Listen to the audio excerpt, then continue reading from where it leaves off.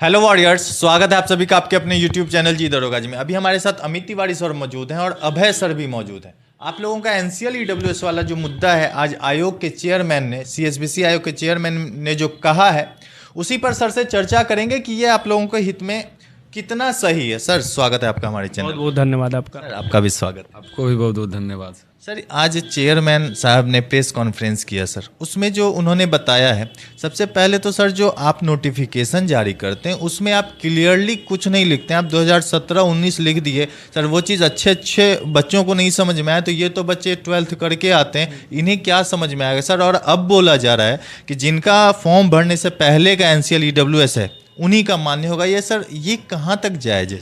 एकदम नाजायज़ है। सही बात आपने बोला कि लड़कों के साथ ये धोखा है, और ये वो नए नए लड़के हैं जो फॉर्म भरते हैं। और ये आप एक पद्धति देखते आइए कि आप 11,880 हुआ, उससे पहले 9,990 हुआ, या उसके बाद आपको 8415 हुआ। क्या इसमें ये चीज़ नियम लागू किए थे? नहीं किए थे। आप नियम लागू भी कब किए? तो फायरमैन में भी नहीं किए, एक्साइज कांस्टेबल में कर दिए 689। और उसका फिजिकल और डॉक्यूमेंट्स कब हुआ? जब बिहार पुलिस कांस्टेबल का फॉर्म भरवा लिया गया, उसके बाद हुआ। तो सबसे पहला जो आप छटनी की प्रक्रिया कर रहे हैं, वो तो पहली बार आप करें 689 में, जब उसका डॉक्यूमेंट वेरिफिकेशन हो रहा है। तो उससे पहले लड़के नहीं अवगत हैं कि ये क्या सीरियस मैटर है या क्या चीज़ होता है।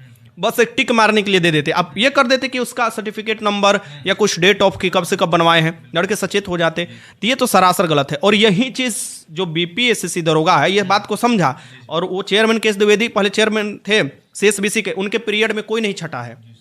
उनके पीरियड में कोई एनसीएल के लिए नहीं छटा है। बाकी जो भी कांड हुआ वो सब हम नहीं जानते हैं, लेकिन एनसीएल के नहीं, दरोगा का जब बने तब वो साफ साफ बोल दिए कि हम जानते हैं ये बात कोर्ट में जाएगा, लड़के सब केस लड़ेंगे, पैसा बर्बाद होगा, हम नहीं चाहते ये सब हो। ये तो एक पहल बहुत समझदारी वाली, बहुत अच्छा पहल है। सब लड़के खुश हुए, सब लड़के बात हम लोग भी रखे, हम भी बात रखे, तो वो समझे तुरंत, अब वो चीज़ देखा गया। लेकिन ये एक बार में स्वर अपना देखिए, अब कोई भी टीचर है, कोई भी फिजिकल टीचर अगर इफ एंड बट करेगा, समझिए कि वो अब टाल रहा है, ठीक। यानी अपने पास से लड़की को भगा, बस ये कह रहा है कि जल्दी से फिजिकल तुम कर निकल जाओ, हमारा ड्यूटी खत्म हो गया। सो अगर इस तरीके से सब चीज़ चलेगा तो इस पर क्या ध्यान देगा? लड़के कहाँ जाएंगे? अगर आप ये बोलते हो कि हम गांधी मैदान में फिजिकल कराते हैं या कहीं भी फिजिकल कराते हैं, एज हम गार्जियन हैं यहाँ का, तो गार्जियन का कर्तव्य ये भी होता है कि लड़कों को छटने नहीं दिया जाए, होता है। तो उस पर भी एक टीचर, जैसे हम रिटर्न टीचर है, बहुत से रिटर्न टीचर है, उनको भी सामने आना चाहिए, क्योंकि पक्ष एकदम साफ हो चुका है कि हम नए वाले को नहीं लेंगे। तो सभी टीचर को अपना पक्ष रखना चाहिए। 2 दिन उनके पास समय है, 24 तारीख को मिलते हैं और अपना बात कर लेते हैं, जिनको भी सहमति है, यानी जो जितने भी टीचर है, जहां वो बुलाएं या जहां भी वो, कोई भी एक स्पेस आप खुद निर्धारित करिए जहां पर न्यूट्रल जगह हो, या कहीं भी हमको तो कहीं भी बुलाया जाएगा तो हम चले जाएंगे इस बात के लिए, इस मुद्दे के लिए कि हम कभी भी लड़कों को सपोर्ट करते हैं। सभी फिजिकल टीचर आए, अपना बात रखिए शांतिपूर्ण तरीका से, बस ऐसे वाला काम है, हो गया। क्योंकि मैं तो जानता हूं कि ये इतना बड़ा मुद्दा नहीं है, ये तुरंत का तुरंत आएगा ऊपर से कॉल और तुरंत ये बहाल करना पड़ेगा और सबको लेना पड़ेगा। अगर सर इसमें ज़्यादा इफ एंड बट किया गया तो बातें हाथ से निकल जाएगी, क्योंकि 18 दिन बचा है सर, 9 दिसंबर से एग्जाम स्टार्ट हो जाएगा सर। और एक तो आयोग ने एक अचानक से होता है ना, बच्चों को सरप्राइज कर देना। दूसरी चीज़ सर कि आपने कहा कि सारे टीचर्स को आना होगा इसमें, साथ में फिजिकल टीचर्स को भी। अभी अभय सर हैं, फिजिकल टीचर्स हैं, इन्होंने शुरू से बच्चों का सपोर्ट किया है जहाँ तक मैं जानता हूँ सर। तो इसमें और भी जितने गांधी मैदान में, क्योंकि मैं पटना में हूँ सर, पटना से बाहर नहीं जा सकता, तो मैं गांधी मैदान में जितने फिजिकल टीचर हैं, मैं सभी का सपोर्ट लेने की कोशिश करूँगा, और रिटर्न टीचर का भी सर। अगर सारे टीचर्स नहीं आते हैं तब अमित तिवारी सर क्या कर रहे हैं? देखिए, अगर वास्तविकता तो यह है कि अगर आपको पक्ष रखना है तो डायरेक्ट रखिए, और नहीं रखना है तो ढोल मटोल मत कीजिए, ठीक। पहला नंबर, नहीं रखना है तो साफ कह दीजिए कि हमको इससे कोई मतलब नहीं, हमको काम है सिर्फ फिजिकल कराना, रिटर्न कराना, बाकी भाड़ में जाए दुनिया, उससे मुझे कोई फ़र्क नहीं पड़ता। पेपर आउट हो, कुछ भी हो, डॉक्यूमेंट वेरिफिकेशन, हमको कोई फ़र्क नहीं पड़ता।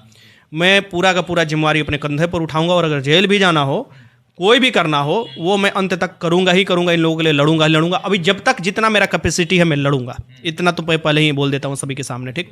दूसरा नंबर, मैं सभी फिजिकल टीचर को मोटिवेट करता हूं, कम से कम ये बात आपको रखने के लिए कि आप लोग साथ आइए और साथ मिलकर, कोई मतभेद नहीं है। आप बड़े हैं, हम छोटे हैं, क्या मतभेद है? ये जो छोटे छोटे भाई दौड़ रहे हैं, इनका अगर आपके ही फिजिकल ग्राउंड में दौड़ रहे हैं और छट जाएंगे तो कितना बुरा लगेगा आपको भी। सर उनको तो पैसा मिल जाएगा ना? पैसा ही हर चीज़ ना होता है जी। पैसा तो सही बात है, मिल जाएगा, लेकिन पैसा हर चीज़ आप कहिएगा तो नहीं होता है।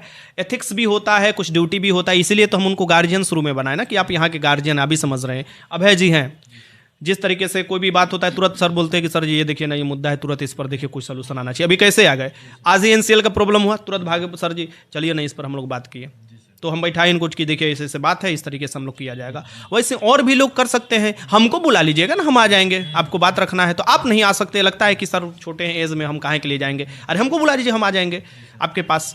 बस आए तो इंतजार मत कराइए, बस यही रिक्वेस्ट होगा कि आएंगे तो इंतजार मत कराइए, मुद्दे को बात तुरंत सॉल्व किया जाए, और जिस तरीके से आपके पास कुछ आइडिया होगा तो उस आइडिया को लेकर तुरंत बात सामने रख दिया जाए। एक चीज हमेशा देखा जाता है बिहार में, जब वैकेंसी आती है तो बच्चे डरे रहते हैं कहीं धांधली ना हो जाए, ये डर खत्म जैसे ही होता है दूसरा डर डाल दिया जाता है, मतलब टेंशन फ्री होकर बच्चे कर ही नहीं पाते हैं। सर इसमें जो भी बच्चे आपके अभी फिजिकल सेंटर में, सर उन बच्चों का क्या स्थिति है? सर स्थिति तो ये है कि अभी बहुत सारे बच्चे जो फिजिकल डेट आया उसमें मान लीजिए कि 5 दिन से 2 दिन से कोई कर रहा है तो बच्चा टाइम दे के डर गया। जिसका 9 को है वो तो बिल्कुल ही यहाँ दस गया है, और वो हमसे बोल रहा था भैया हमसे होगा कि नहीं होगा, तो हम उसको मोटिवेट किए कि देखो बाबू ये आखिरी उम्मीद मान के रनिंग करो, समझना कि ज़िंदगी का मेरा आखिरी रेस है, इसके लिए हमको जितना मेहनत करना हो हम लगेंगे।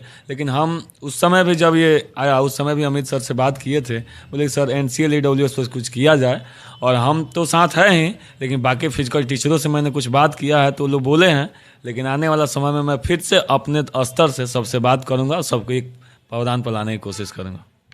अच्छा सर, ये जो NCL EWS वाला मुद्दा है ये तो एक मुद्दा है ही सर, दूसरा है कि ये बच्चों का डर है कि जो आगामी वैकेंसी है 22,000 20,000 जो भी है, इसमें अमित तिवारी सर जिस तरह इस एग्ज़ाम को फेयर तरीके से करवाएं वो करवाएंगे या नहीं? मैं तो खुलेआम इस चीज़ के लिए बोलता हूं कि मैं जब तक बाहर रहूंगा बिहार पुलिस पर निगाह बनाए रखूंगा, ठीक, यानी कि बाहर करने का मतलब कि सरकार छोड़ रखे, ठीक। और क्या है चीज़, हम तो एकदम जायज़ मांग करते हैं, नाजायज़ करते नहीं है। अगर मेरे पास एक भी अगर कोई ऐसा गलती होता तो सबसे पहले मेरा मुंह बंद कराएगा सरकार की चोरी करवाते हैं, चाहे धांधली करवाते हैं, जो भी करवाते हैं। लड़के समय के साथ खुन्नस हो सकते हैं, यानी जो पहले 2 महीना पहले खुश थे उनका रिजल्ट नहीं आया तो अभी हमसे खुन्नस हो सकते हैं, लेकिन इसमें भी मेरा गलती नहीं है, वो आयोग का गलती है। नॉर्मलाइजेशन प्रक्रिया जो भी है उसका फॉर्मूला नहीं बता रहा है, कटअप नहीं जारी कर रहा है, और ये भी नहीं है कि हम इसके लिए पहले आंदोलन नहीं किया, इसके लिए भी बात उठाया गया है, समय से रखा गया है। प्रॉब्लम यहाँ पर लड़कों की यूनिटी में है।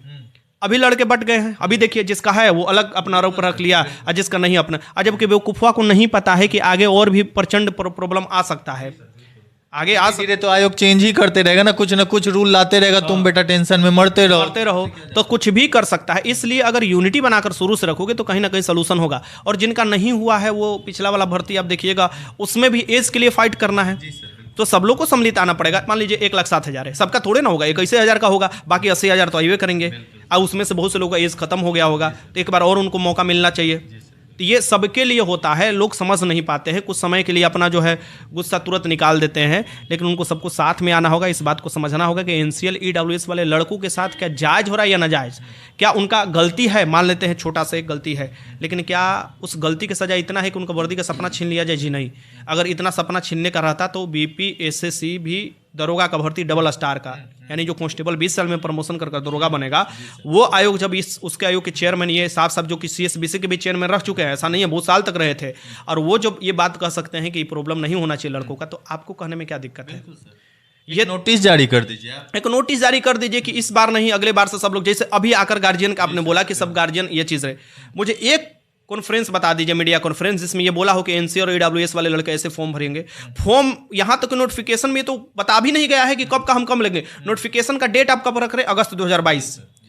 लड़कों को पता नहीं है कि हम डॉक्यूमेंट्स कौन सा बनाए और कौन सा डॉक्यूमेंट्स हमसे लिया जाएगा। आप छांट कब रहे? छांटे कभी नहीं है, कभी फिजिकल में नहीं छांटे। छांट कब रहे? एक्साइज कांस्टेबल का, वो भी कब? जब आपका डेट फॉर्म भरा गया है। इसका मतलब कि कहीं ना कहीं ये ऊपर से था, या हो सकता है कि जो 10% वाला जो नियम लागू करना वाला था वो इसीलिए इस तरीके से मॉडल बनाया जा रहा था। ये तो ये भी तो सोचा जा रहा था ना किस तरीके से मॉड्यूल बनाया जाए। तो मैं तो बोलूँगा कि आयोग को साफ साफ ये जो है अपना लाना चाहिए, बात बोलना चाहिए कि लड़के जो हैं जिनके पास नहीं है उनको जरूर एक बार मौका मिलना चाहिए, क्योंकि वो दौड़ रहे हैं, गोला फेंक रहे हैं, और कोई 1 साल में करोड़पति नहीं हो जाता। ये बात तो आप जानते हैं ना। अगर वो अभी NCL बनवा रहे हैं तो वो कुछ साल पहले भी NCL बनवा सकते थे। अभी ईडब्ल्यूएस बनवा रहे हैं, तो अभी 1 साल में नहीं वो गरीब से धनिक, धनिक से गरीब हो गए हैं, वो पहले भी गरीबे होंगे। तो मेरे कहने का मतलब है कि अगर हम लोग बात करेंगे तो ठीक है, अगर आयोग से बात किया जाएगा मानेगा तो ठीक है, नहीं तो हम लोग रोड जाम करेंगे एकदम प्रत्यक्ष, इसमें कोई दूर राय नहीं है। मतलब अमित सर दे दिए चेतावनी। हाँ, वो जो 24 तारीख को जो निकल कर आएगा, पहले तो हम सभी टीचर से बात कर ले रहे हैं, वरना तो इतना भयंकर अनशन होगा, इतना भयंकर आंदोलन होगा, तो फिर वो लोग देखेगा, उसके बाद जो भी होगा देखा जाएगा। कहीं ना कहीं आयोग को तो चेंज अपना करना होगा। करना होगा, क्योंकि ये लड़कों के पक्ष में करना होगा। सर क्या आपकी क्या राय है सर, रोड जाम करने वाले हैं अमित सर, आपका? हाँ, शांतिपूर्ण तरीके से, जैसे गर्दनी बाग में आप जा सकते हैं, जो बनाया गया है, आप अपनी मांग रखिए। सर आपका कितना समर्थन रहेगा? जैसे सर ने बोला कि गर्दनी बाग हम लोग ये परमिशन के लिए गए, मिला नहीं, तो हम लोग आखिरी उपाय क्या है, शांतिपूर्ण ढंग का। मेरा 100% सर के साथ सपोर्ट है, और जितना हमसे होगा वो मैं सर के साथ कदम से कदम मिला के करूँगा। बहुत बहुत धन्यवाद। आपको भी बहुत बहुत धन्यवाद। बहुत बहुत धन्यवाद सर। धन्यवाद आपका।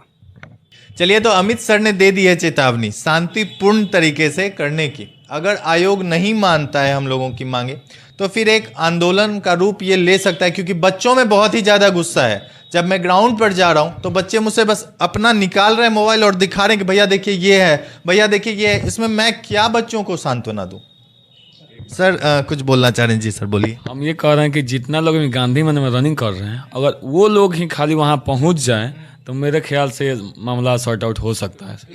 इसके लिए तो सर सारे टीचर्स के पास जाकर, जो फिजिकल टीचर्स हैं उनको बोलना होगा, फिर वो अपने बच्चों से बात करेंगे। सर सभी, अगर ये सर जो सुझाव दिए एकदम बेस्ट है, उसका 10% भी, मैं तो ये तो पूरा बोले, उसका 10% भी वो लड़के जो उग्र नहीं हो, वो लड़कियाँ जो उग्र नहीं हो, सिर्फ 200 लड़कियाँ 300 लड़के ये चाहिए। इसके साथ 10 फिजिकल टीचर चाहिए, क्योंकि फिजिकल टीचर से डरते हैं लड़के, आप जानते हैं, अनुशासन में रहते हैं। उसके साथ 10 रिटन टीचर चाहिए। और चलिए 10 बजे गर्दनी बाग में, अगर 24 तारीख को मीटिंग जो हो रहा है नहीं बढ़िया से हो जाता है तो ये बात हम रखेंगे, चलिए गर्दनी बाग में सुबह 10 बजे से लेके डाला जाए एकदम डेरा, चुपचाप शांतिपूर्ण तरीके से बैठ जाए, मौन धारण करके, कुछ नहीं। देखिए आपको 4 बजे शाम होते होते नई मुख्यमंत्री की तरफ से आ गया लेटर न कि ये सब क्या हो रहा है और जारी कर देना चाहिए, फिर हमारा नाम बदल दीजिएगा।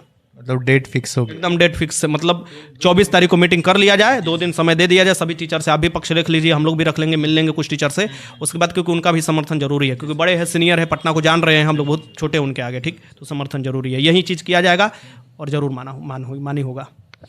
चलिए, तो अमित सर अगर इस तरह से आप लोगों के सपोर्ट में, तो फिर डर किस बात का? फिजिकल कीजिए, जो होगा देखा जाएगा, लेकिन हाँ, समर्थन आप लोगों का जरूर चाहिए, क्योंकि जो टीचर बड़ा भाई होकर आपका फर्ज निभा रहे हैं, ऐसे ऐसे टीचर्स अगर आपके साथ है तो फिर डर किस बात का?